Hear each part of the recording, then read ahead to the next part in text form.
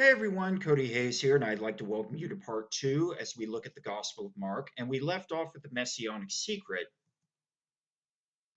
But let's turn to now Jesus in the wilderness and the use of numbers. Well, in the Gospel of Mark, and you also find this within the Gospels, of Matthew and of Luke, they mention Jesus being in the wilderness for 40 days.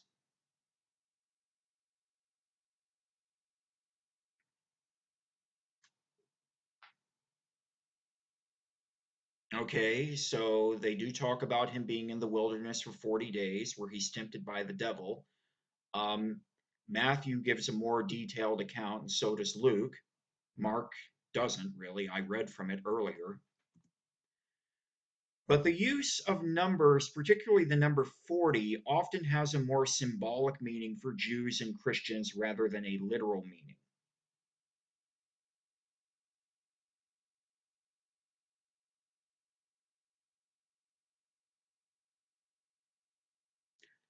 So, what exactly does this refer to? Well, sometimes the use of numbers is meant to be taken literally. But other times it has a more symbolic meaning for a significant amount of time. And the number 40 is very, very commonly used here. To give an example, I remember when I took a class over the Hebrew Bible, or what Christians would call the Old Testament. And the professor that I had, when we were talking about the flood story in Genesis, he stated how it's not an issue where you're rolling the camera on day 39 and then when the clock strikes midnight the rain stops the whole 40 days and 40 nights. It's not meant to be taken that way. It's meant to be taken that this was a significant amount of time. I mean, the flood could have been a week. That's plenty of time to do significant amount of damage. Jesus, he could have been in the wilderness for a week. That's a long time to be in the wilderness. The Exodus journey with the Israelites, it could have been a year-long journey rather than the 40 years that's the number given. That's a long time to be on a journey. And the number 12 is another common number, which of course would represent the original 12 tribes of Israel. And that's going to be a number that's going to come up in just a moment. But again, often at times the number has more of a symbolic meaning than a literal meaning. Like, for example, if someone was talking in this culture, in this time period, and the person mentioned how Jesus was in the wilderness, the desert, and the person asks him, well, how long was he there? And the guy says, 40. Like, oh, that he would have understood, or he or she would have understood the meaning behind that, that it was a significant amount of time rather than a literal meaning. Even today, there's still some elements of that. For example, there's the hymn that's sung at Lenten time during the Lenten season, these 40 days of Lent. Well, if you add up the days of Lent from Ash Wednesday to Holy Thursday, the day Jesus instituted the Eucharist, the Holy Communion, it's not literally 40 days. It's a significant amount of time, of course, but it's not literally 40 days. So, again, within this culture, the use of numbers and the number 40 is very, very common. It often has more of a symbolic meaning rather than a literal meaning. But sometimes they are meant to be taken literally. So look here at the ministry of Jesus, and there's an image, an icon of Jesus with the 12 apostles. Jesus, he had disciples as part of his ministry, but within his ministry, he had an inner circle of 12 disciples or apostles.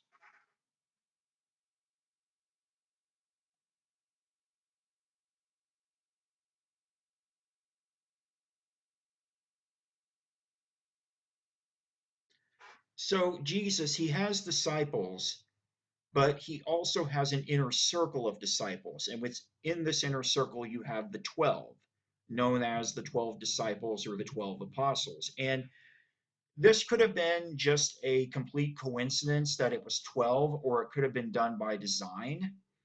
Um, again, 12 representing the 12 original tribes of Israel. And Jesus could have done that intentionally, or, it could have been like, I want this person in my inner circle, I want this person in my inner circle, I want this person in my inner circle. And it ends up that there's 12 people in his inner circle, and he didn't just, do that intentionally. That's just how it came to be. We don't know for certain.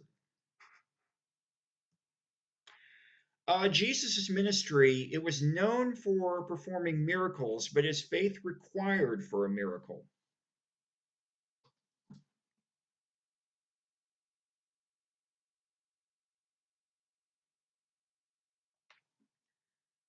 I want to read here from the Gospel of Mark this particular passage, which describes Jesus in his hometown of Nazareth. He being Jesus, left that place and came to his hometown, and his disciples followed him. On the Sabbath, he began to teach in the synagogue, and many who heard him were astounded. They said, "Where did this man get all this? What is this wisdom that has been given to him? What deeds of power are being done by his hands? Is not this the carpenter, the son of Mary, the brother of James and Jose and Judas and Simon? And are not his sisters here with us?" And they took offense at him. Then Jesus said to them, "Prophets are not without honor, except in their hometown and among their kin and in their own house." And he could do no deed of power there, except that he laid his hands on a few sick people and cured them. And he was amazed at their unbelief. So, is faith required for a miracle? Well, obviously, if someone has the ability to do things that are, supernatural or beyond, what is part of the natural world, they can do so regardless of how much belief or lack thereof someone has. I mean, I have a water bottle sitting right next to me, and someone could say that I don't believe that that I could lift it, but it doesn't matter whether you believe I can lift it or not because I can. I'm doing so right now. So, is it required for a miracle? Well, again, if you can perform miracles or extraordinary acts or things that are supernatural, or whatever term you want to use, it doesn't really matter how much faith a person has or not if that can be done. But it does seem to have some effect here, at least in Nazareth, where, of course, the people knew Jesus, grew up around him and his kinsmen. And, mentions that he could do no deed of power there, although he did apparently perform some miracles. But apparently, he didn't seem to do much of extraordinary acts. And maybe it's just a different reception from people that, grew up around him versus, other people throughout Judea, Israel, that didn't grow up around Jesus.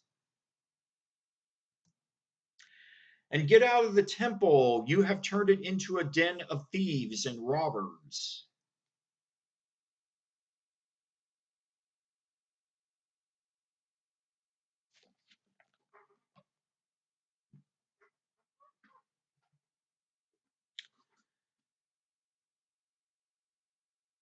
This is, of course, a reference to the cleansing of the temple, where Jesus chased out the money changers who essentially were selling sacrificial animals to be used for sin or purification offerings, and essentially throws them out because you're basically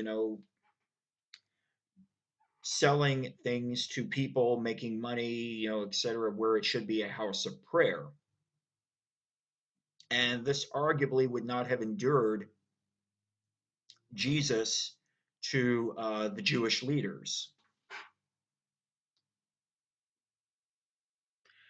So let's move forward here with the end of Jesus's ministry. Well, Jesus, he arrives in Jerusalem for the Passover festival on a colt. A colt would refer to a young male donkey or horse. The Gospel of John states it specifically as a donkey.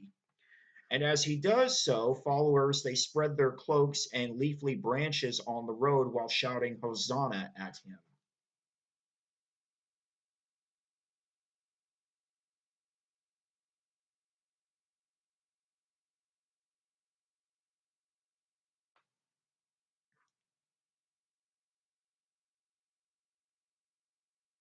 This would, of course, be the reference to Palm Sunday.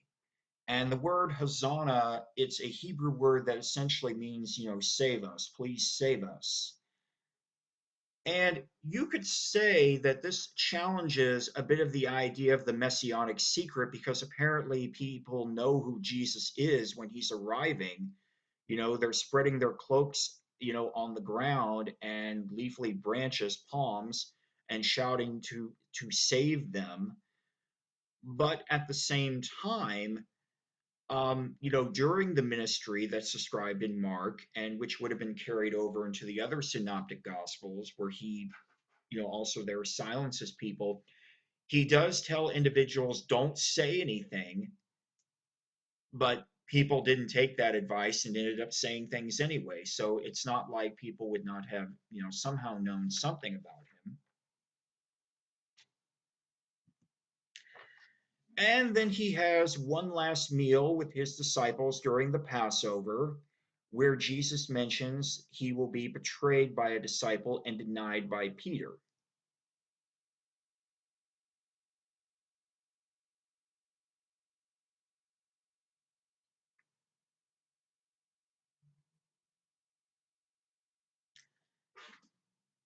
Passover is, of course, the Jewish festival that celebrates the liberation of the Israelites, where the Jewish people derive their ancestry from, essentially from the Egyptians. It's the Exodus journey. And so this is the meal being celebrated there, and it's also where Jesus institutes what's known as the Eucharist, the Holy Communion, which in the traditional Christian tradition is viewed as, the sacrament, the main sacrament. But during this meal, Jesus mentions that he will be betrayed by a disciple and denied by Peter. And, Peter says how, to Jesus, I won't desert you. I would never desert you because Jesus mentions how individuals are going to desert him. Peter's like, I'm not going to. And Jesus responds back to him, well, before the cock crows, the rooster crows, you will have deserted me 3 times, denied me 3 times. Well, we will stop here, and then when we come back, we will look more at the end of Jesus' ministry and then get into his passion and death. Don't know if we'll get into the resurrection, but take care. I will symbolically see you then.